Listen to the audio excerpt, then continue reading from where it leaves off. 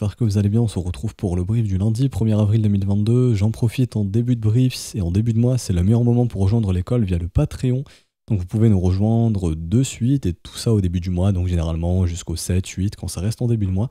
Donc n'hésitez pas à nous rejoindre si vous voulez justement assister au brief privé que je fais avec les élèves et également développer votre trading, apprendre à acheter au bon moment, vendre au bon moment, développer une stratégie avec une gestion du risque, une entrée, un stop, un take profit pour savoir justement calculer son risque, qu'est-ce qu'un win rate, comment développer un setup avec un bon risque reward, donc un bon risque récompense avec un taux de réussite qui est intéressant, comment développer des stratégies rentables et surtout en apprendre plus sur vous-même et pour simplement développer votre trading. Également, dans les briefs privés que je fais avec les élèves, nous chassons des altcoins, donc nous faisons des watchlists dans lesquels nous mettons des assets intéressants à surveiller, ça vous facilite un petit peu le travail. Ça vous mâche en gros la première étape qui est simplement de repérer les assets intéressants. Ensuite, c'est à vous de voir si vos conditions sont réunies.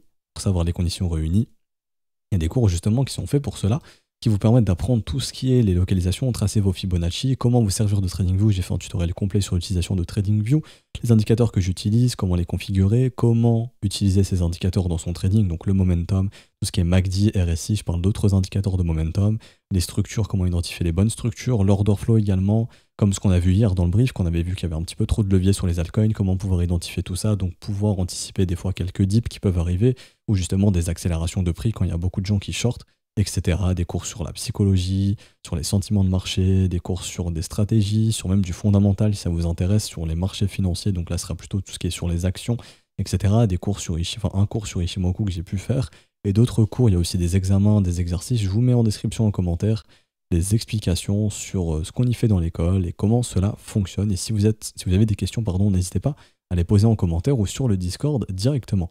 Alors du coup, aujourd'hui on passe sur l'analyse du Bitcoin qui fait son petit mouvement de retracement qui était plutôt pour décharger les altcoins, qui a été un petit peu trop leveragé, je reviendrai dessus, j'expliquerai aussi ce qu'est le levier et aussi un disclaimer sur l'utilisation de celui-ci qui peut faire perdre beaucoup d'argent. Généralement les gens pensent qu'on peut gagner beaucoup d'argent avec le levier, oui, mais surtout on peut en perdre énormément.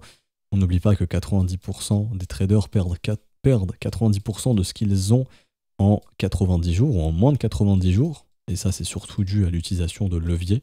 Donc, quand vous êtes débutant, le mieux, c'est de faire de l'achat spot. Donc, je reviendrai là-dessus.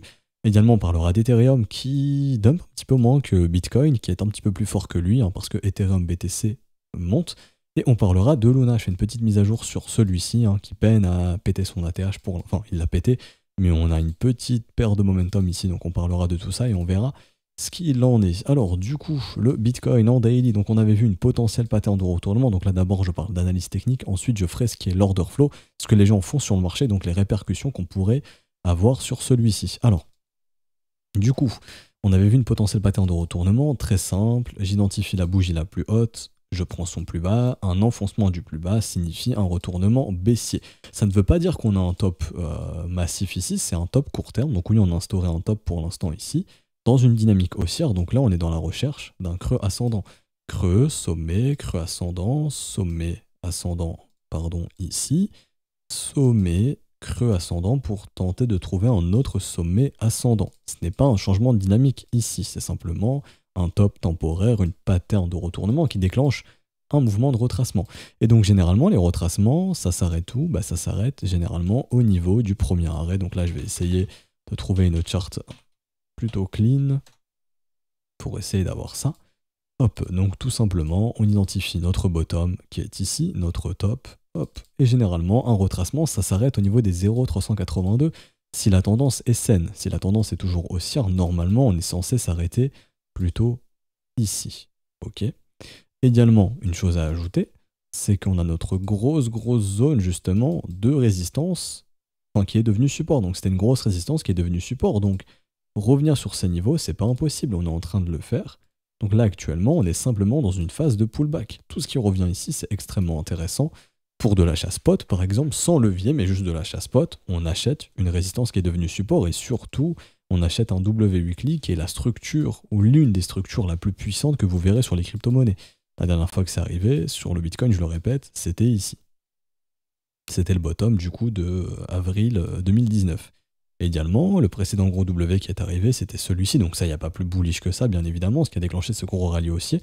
Mais depuis, on n'a pas eu honnêtement d'aussi beau W. Bon, il y en a un ici qui est sympa.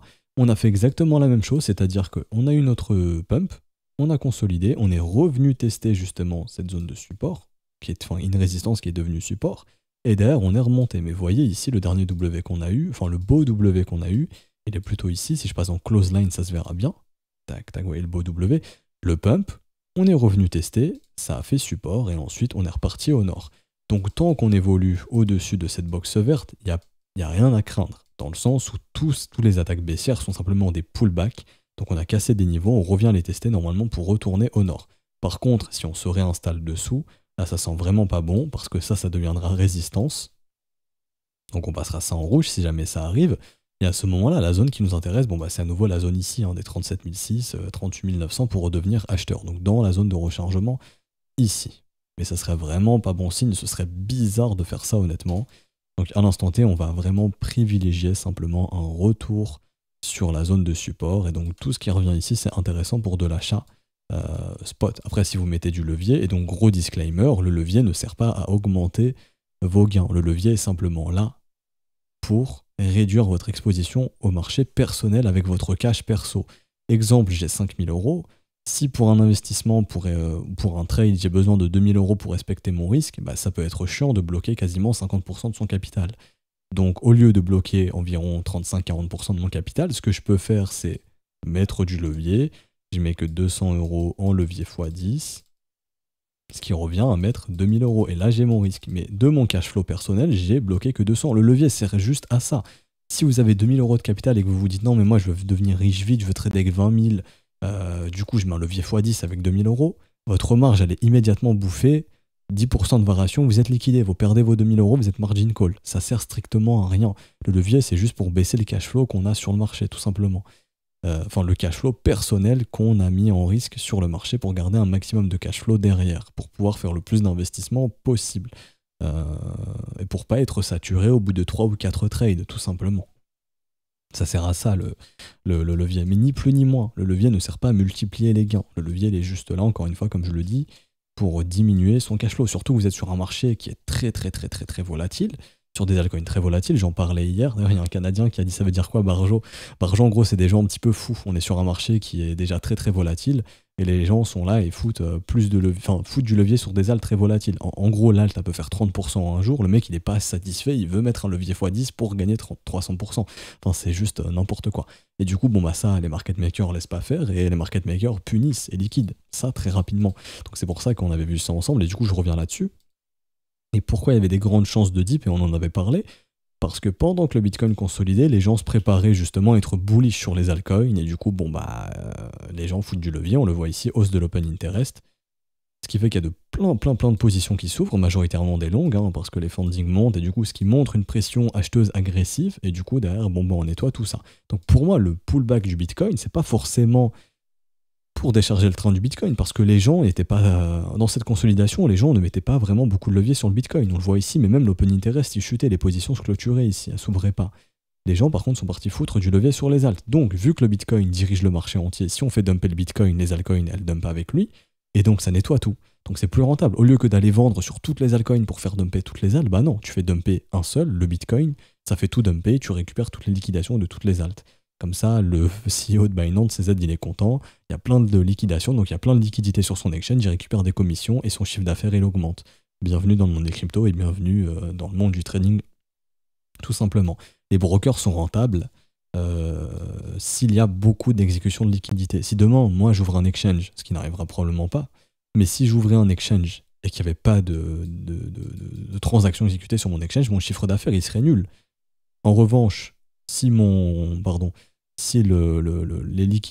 y a beaucoup de transactions effectuées, bah mon chiffre d'affaires il monte. Et donc des liquidations, c'est des transactions, puisque ça vient vendre et acheter au marché. Un short, ça achète au marché, une liquidation longue, ça vient vendre au marché. Une liquidation short, ça achète, une liquidation longue, ça vend. Donc ça fait des transactions. CZ, il récupère une commission, son chiffre d'affaires, il monte, il est content. Ok. Donc c'est pour ça qu'on essaye de venir chercher ces liquidations, ça gonfle les chiffres d'affaires et les exchanges se gavent en faisant ça tout naturellement. Et de toute façon, un marché est conditionné à venir chercher là où il y a de la liquidité simple à venir chercher. Ici, c'était la liquidité simple. On fait juste dump le Bitcoin, tout dump pour récupérer des liquidations monstrueuses. Ici, par exemple, j'ai les liquidations des altcoins. Elles sont faussées. Il faut savoir que Binance, Bybit, FTX et les autres mentent. Il n'y a que BitMEX qui ne ment pas, il me semble. Parce que là, en gros, on nous communique 55 millions de liquidations, mensonge, hein. C'est bien plus. C'est du mensonge, c'est juste que les mecs communiquent plus les vraies liquidations depuis avril 2021. Comment je sais ça? Bon, en passant en daily, il suffit de voir les liquidations d'avant. Vous allez voir que les valeurs n'ont rien à voir. Avant qu'ils se mettent à mentir, regardez-moi les liquidations, elles étaient sur des valeurs monstrueuses. Ici, je suis en Bitcoin, hein. Je suis pas en USD. Je sais pas si je peux mettre en USD. Non, j'ai pas l'impression. Et là, dites-vous par exemple, on nous annonce 18 000 bitcoins liquidés. Maintenant, on nous annonce 400 bitcoins liquidés, 800 bitcoins liquidés. Mensonge.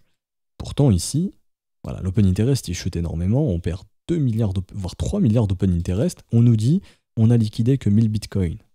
C'est mensonge. Puisque ici, on nous annonce avoir liquidé pour 18 000 bitcoins. Et l'open interest, il a chuté de combien? De 1 milliard.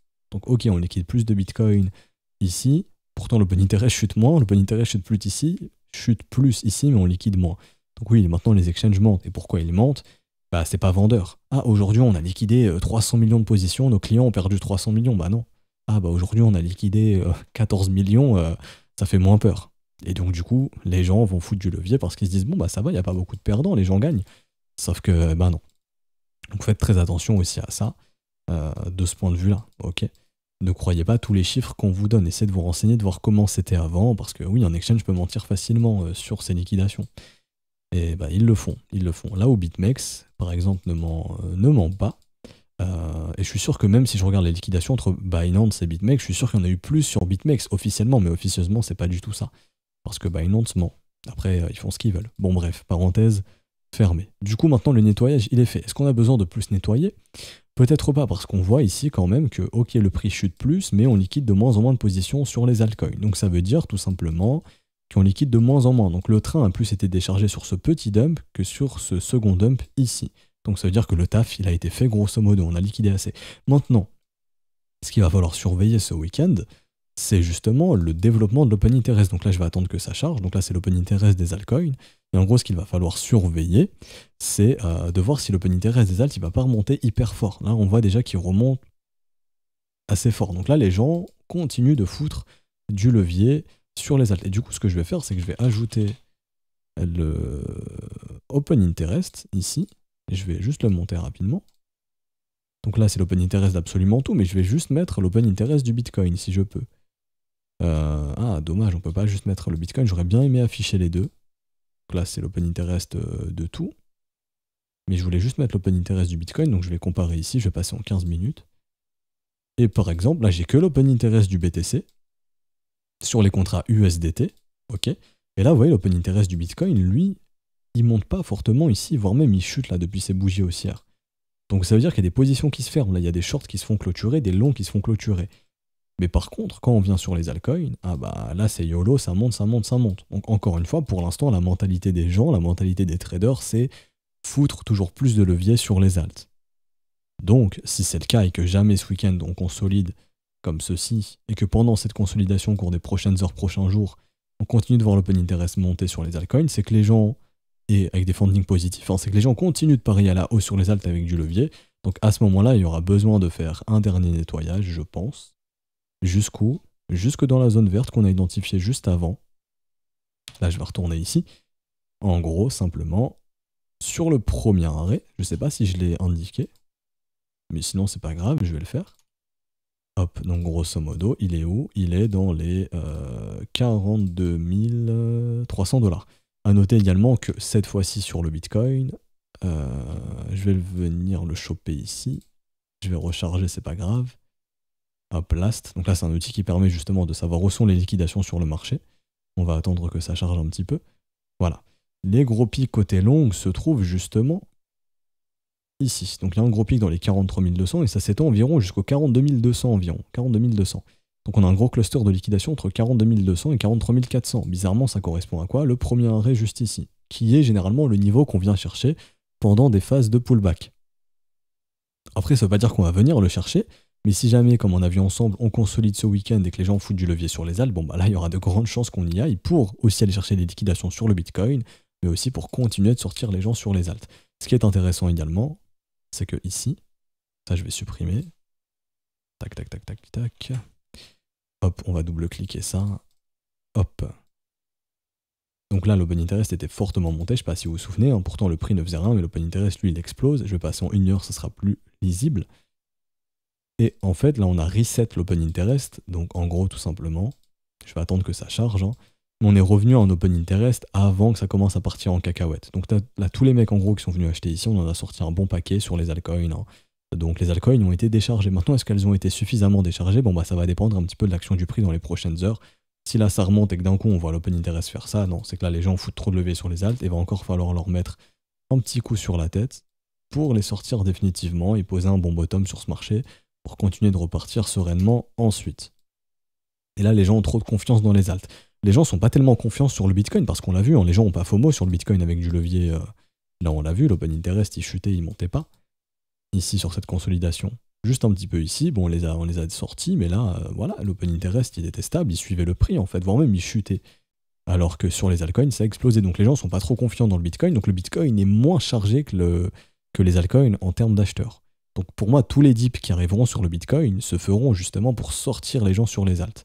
Et par exemple, comment identifier un bon top? Bah, on va passer ici. Non, je vais changer de chart. Mais là, en gros, on va passer en 4 heures. On vient ici. Tac, on va attendre que ça charge. Mais par exemple, pendant les grosses consolidations, quand là, les open interest des alts, ils explosent, pareil, c'est le moment de nettoyer. Donc là, vous voyez, le Bitcoin, il fait pas grand-chose. Là, l'open interest des alts, il explose. Les gens viennent foutre du levier monstrueux sur les altcoins, même ici. Là, ça en est trop, et là, on nettoie tout le monde. Et du coup, le dip du Bitcoin, c'était pour nettoyer les alts. Parce que même ici, hein, le Bitcoin, il était suffisamment nettoyé. Mais pas les altcoins. Les gens ici, par exemple, là, quand on est venu consolider ici, les gens ont foutu du leverage énorme sur les alts. Ici, ils se sont dit ça y est, let's go, on va repartir. Ils ont acheté des alts avec du levier. Et là, le but de ce mouvement baissier, c'était vraiment de venir nettoyer les alts. Lui, le Bitcoin était déjà quasiment nettoyé. Là, c'était vraiment pour nettoyer les alts. Du coup, ce mouvement, c'est exactement pareil. Ça, c'est pour nettoyer les altcoins. Ok? Donc, est-ce que c'est suffisamment nettoyé? C'est difficile à dire. Ça va dépendre un petit peu du sentiment des gens et de comment ils vont agir. Si bon, bah, les prix remontent et que l'open interest explose, c'est que les gens sont convaincus qu'il faut acheter des alts avec du levier, il faudra remettre un coup de pression. Tout simplement. Et donc, techniquement, la boxe verte est très importante. Idéalement, on aimerait que ça s'arrête ici et qu'on redéclenche bullish. Maintenant, si vraiment on n'arrive pas ici, bon, allez, pourquoi pas aller faire un tour dans les 42-43 et là, poser un bottom. Un bon bottom. Et du coup, sur le court terme, alors rapidement, bon, petite divergence haussière validée, ce qui permet de déclencher ce rebond. Donc là, cette divergence annonce de la consolidation d'ailleurs. Donc c'est-à-dire que là, sur le court terme du côté du Bitcoin, on va faire une poussée jusqu'où on peut imaginer que ça peut être au premier arrêt. Généralement, c'est ces niveaux qui sont cherchés, donc jusqu'au 45 006 environ. Et ensuite, on devrait redump, à moins qu'on reparte d'un coup comme ça, méga bullish, et là, ça serait très bullish. Mais on va pas imaginer le scénario le plus bullish, on va se dire simplement ce que généralement fait le marché, c'est-à-dire divergence, rebond, premier arrêt, ensuite consolidation. Si on pose un bottom, ok, pourquoi pas, on cassera cette consolidation au nord et là on redevient bullish. En revanche, si vraiment c'est pas bullish, bon bah à ce moment-là, rebond, les gens foutent du levier sur les alts, on consolide un peu, les gens foutent toujours plus de levier, on fait un dernier coup de pression et on fait ça où? Bon bah on a vu 42 003, 43 000 $ environ. À noter également que sur Bitfinex, on a une whale qui a beaucoup distribué des 45 000 jusqu'au top, jusqu'au 48 000 $ environ, et que cette même whale, ou pas, mais en tout cas quelqu'un qui met des gros ordres, ça je vous l'avais montré aussi, mais le même mec qui avait acheté énormément ici sur Bitfinex, et du coup je pense que la même personne qui a revendu là veut racheter là-bas. Elle veut racheter où? Au niveau des 43,9 jusqu'aux 40 000 $ environ. À noter également qu'elle n'avait pas été fill entièrement ici, il lui restait des ordres à fill, le marché n'y a pas été. Mais si une whale accumulée, elle veut réaccumuler ici. Donc est-ce que c'est vraiment elle veut réaccumuler ou est-ce que c'est du spoofing? En gros, je prépare des gros ordres massifs pour défendre les prix ici, pour que le marché puisse remonter, c'est possible. Peut-être ici c'était en gros gestion du risque, je take profit ce que j'ai acheté plus bas. Donc je revends un petit peu tout ce que j'ai acheté ici pour sécuriser mon trade et derrière je bombarde les ordres ici pour empêcher le marché d'aller plus bas, pour revendre mes bitcoins plus haut, enfin ou plus haut. Ok? Donc on s'arrête ici pour le BTC. Donc simplement pour l'instant, avantage aux vendeurs court terme, et également oui, pour pas vous prendre la tête, attendez une pattern de retournement. Donc là par exemple, si demain la journée elle ouvre comme ça, qu'on vient breaker le plus bas de cette bougie, on aura un nouveau signal acheteur, un creux validé ici, et ça ouvre les portes à aller faire un nouveau sommet, et ça voulait juste dire que ça c'était un petit nettoyage des alts, et on en profite, une fois que les alts ont été nettoyés, pour repousser les prix au nord. Par contre, tant qu'il n'y a pas de pattern de retournement, bon, faut s'attendre potentiellement à ce qu'on vienne au moins ici jusqu'au 42 400, qui est vraiment le niveau extrêmement important, avec aussi cette box verte qui est extrêmement importante, hein, donc il faudrait essayer de faire la pattern de retournement le plus vite possible. Par contre, c'est pas grave, si vraiment elle n'arrive pas ici, on essaiera de la faire là-bas. Parce qu'en weekly, c'est un niveau extrêmement important, on le voit ici. Hein. Mais la box verte, si vous voulez, en weekly, c'est plutôt tout ça. Ok. Tant qu'on maintient vraiment les prix au-dessus de ça, en weekly, il n'y a pas de problème, on reste haussier et on peut continuer de monter au nord. On repasse là-dessous, franchement, si on passe sous les 42,4, ça devient vraiment très compliqué. Du coup, Ethereum, rapidement, alors Ethereum BTC qui lui en profite et continue de monter, donc on l'avait vu, Ethereum BTC fait des W, toujours bullish, prochain objectif, et c'est toujours celui qu'on a cité depuis longtemps, 0,073 environ, c'est un niveau à venir chercher extrêmement important. Le premier arrêt, ça va probablement consolider. Et ensuite, on verra si c'est retournement baissier ou cassure et donc retour en zone de rechargement de short. Et donc, Ether qui dumpe moins parce que Ether surperforme le Bitcoin. Si vous regardez Ethereum USD, il a beaucoup moins dumpé normalement. Bon, en pourcentage, je sais pas. Moins 7%.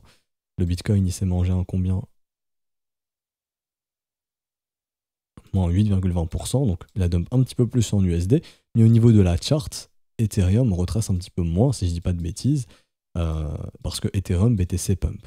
Donc Ethereum USD un petit peu plus bullish que Bitcoin, j'ai l'impression. Enfin oui, Ether plus bullish, de toute façon, on le voit, hein, la dynamique est haussière dorénavant sur Ethereum BTC, donc Ether surperforme le Bitcoin, la Ethereum dominance monte et la Bitcoin dominance chute.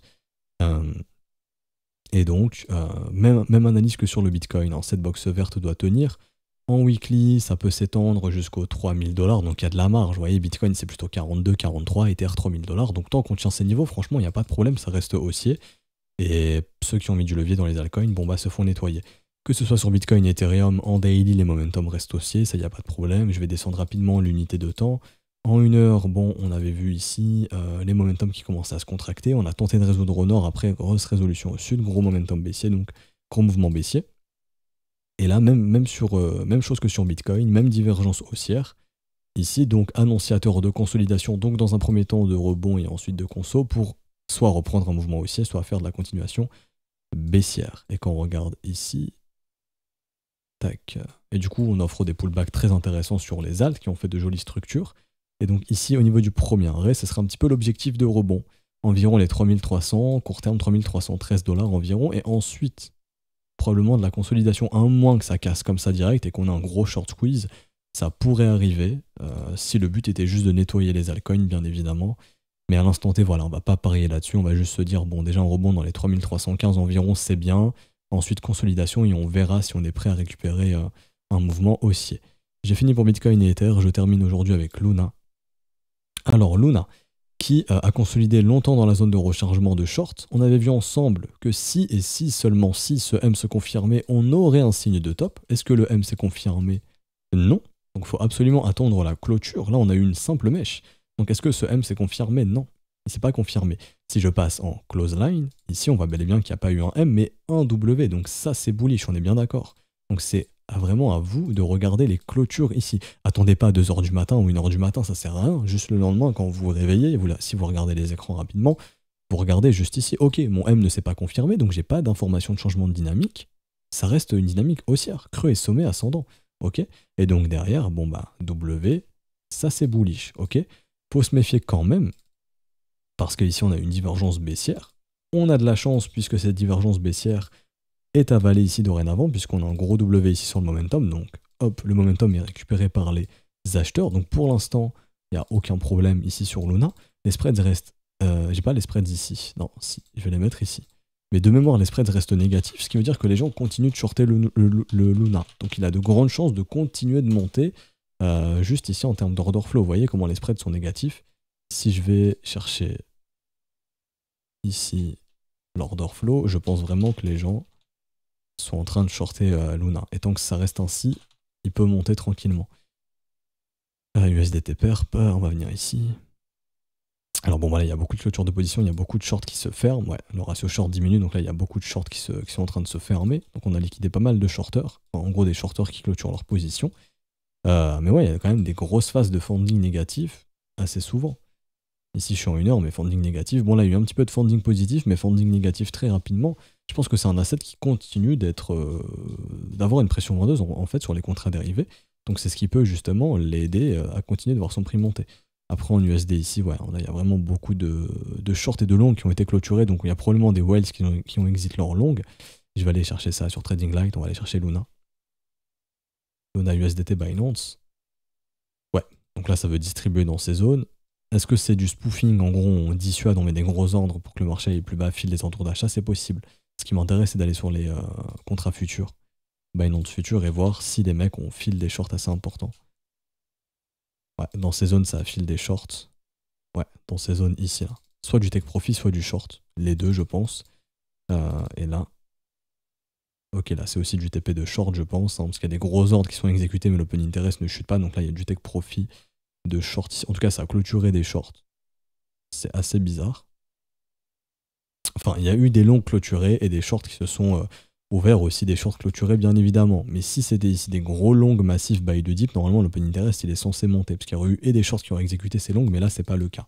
Bon, c'est assez compliqué, ça s'expliquait dans les cours si jamais. Mais pour faire très simple, ici, c'est plutôt des prises de bénéfices et des shorts qui se clôturent. Donc, probablement des gens qui ont shorté ici, possiblement, qui sécurisent leur position ici. Et derrière, même chose, open interest qui chute. Pourtant, il y a de grosses positions, donc je pense qu'il y a aussi des prises de bénéfices sur du short ici dans les 100 $. Et au niveau des ordres importants, c'est un peu similaire. Hein. Grosse zone de buy de dip de 92 à 98 $.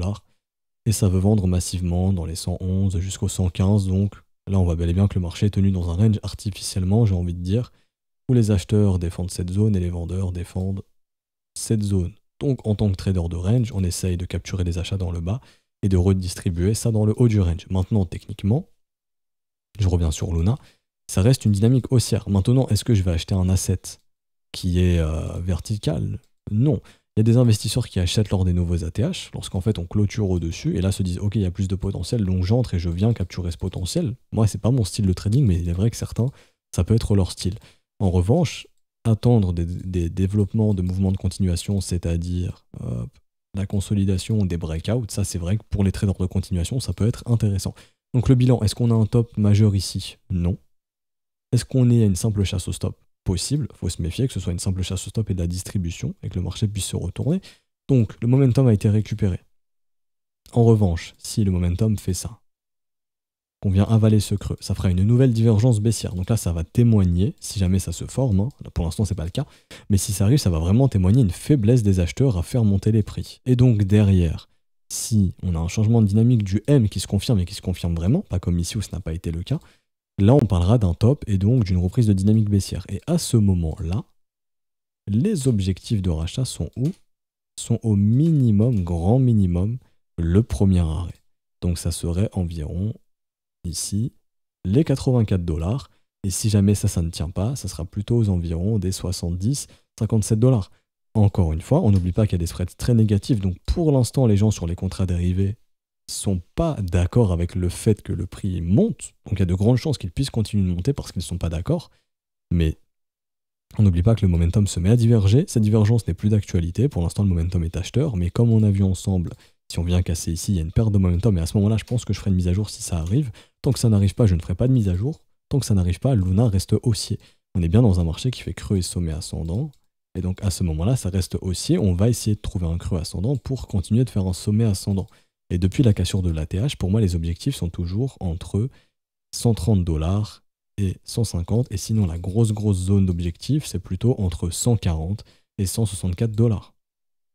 Tant que je ne verrai pas de retournement de marché ici, je m'attends à ce qu'on puisse venir chercher en gros cette zone ici. Est-ce que pour autant je vais acheter parce que je m'attends à ce qu'on vienne chercher ça? Non. Le seul trade que je vois qui pourrait être simple à prendre, c'est achat de ce W ici. Donc attendre que le prix revienne sur ce niveau. On n'y est pas revenu encore parfaitement. 97 $ environ. Si je dis pas de bêtises, oui. Et c'est plutôt de la continuation ici. Donc entrée ici, stop sous le creux de ce W. Et ensuite take profit, par exemple, là, à 130. Un petit peu avant le chiffre rond psychologique. Allez, 128. Risk reward de 2 pour 1. Je suis prêt à risquer 1 pour gagner 2. C'est un bon risque rendement. Si je peux avoir une bonne gestion du risque là-dessus, il n'y a pas de problème. mais c'est juste les seuls trades que je vois. Pour l'investissement, c'est pas ici. L'investissement, ça se passe dans les zones de rechargement. Les derniers signaux d'investissement vraiment long terme, c'était ici.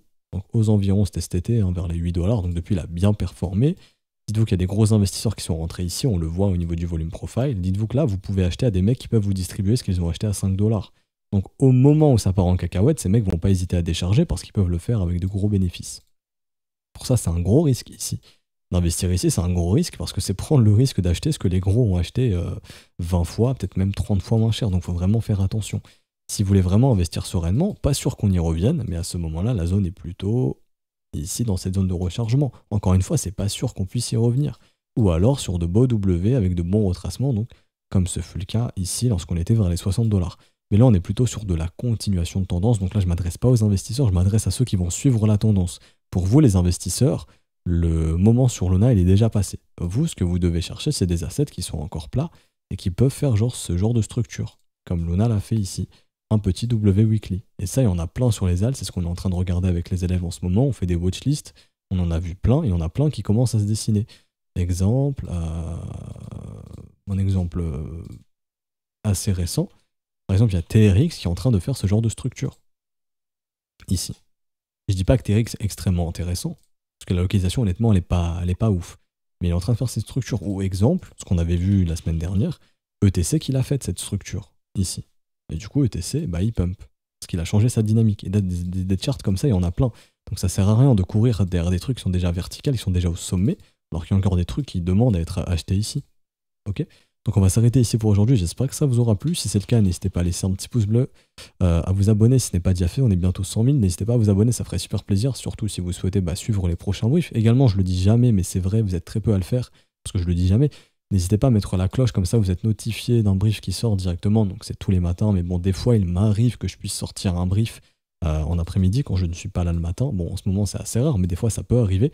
Donc n'hésitez pas à mettre la petite cloche pour être notifié si vous le souhaitez. Également, si vous souhaitez rejoindre le Discord, je mets le lien en description en commentaire. Si vous souhaitez rejoindre via les modalités crypto l'école, c'est tout à fait possible, c'est tout est expliqué dans le salon bienvenue, n'hésitez pas. Je le dis souvent en fin de brief, donc pour les infos, vous pouvez regarder les précédents briefs où je le dis. Si vous avez fait le paiement, vous pouvez l'envoyer à un des professeurs. Pour ceux qui viennent de rejoindre l'école, et si le rôle n'est toujours pas actif, vous inquiétez pas, Patreon va actualiser ça dans la journée, et moi aussi je vais actualiser ce que Patreon n'a pas actualisé, parce que des fois il a des petits problèmes. Si jamais ça persiste, vous m'envoyez un petit message, comme ça je vous mets le rôle élève directement, n'hésitez pas à m'envoyer un message sur le Patreon directement. Du coup, on se retrouve demain. Demain, je vais vous faire une petite vidéo de présentation de ce qu'on va faire dans l'école ce mois-ci, un petit peu le cursus qu'on va faire dans l'école et ce qu'on fera dans les briefs. Du coup, à demain, ce ne sera pas une analyse de marché, ce sera juste pour vous présenter ce qu'on y fait dans l'école, une petite mise à jour et ce qu'on y fera ce mois-ci. Du coup, bon week-end à vous. À demain pour la petite vidéo de présentation de ce qu'on y fait, enfin de ce qu'on y fera dans l'école au courant de ce mois d'avril. Sinon, je souhaite un bon week-end pour ceux qui veulent attendre le brief du lundi. Bon week-end à vous. On se retrouve lundi. Ciao, ciao.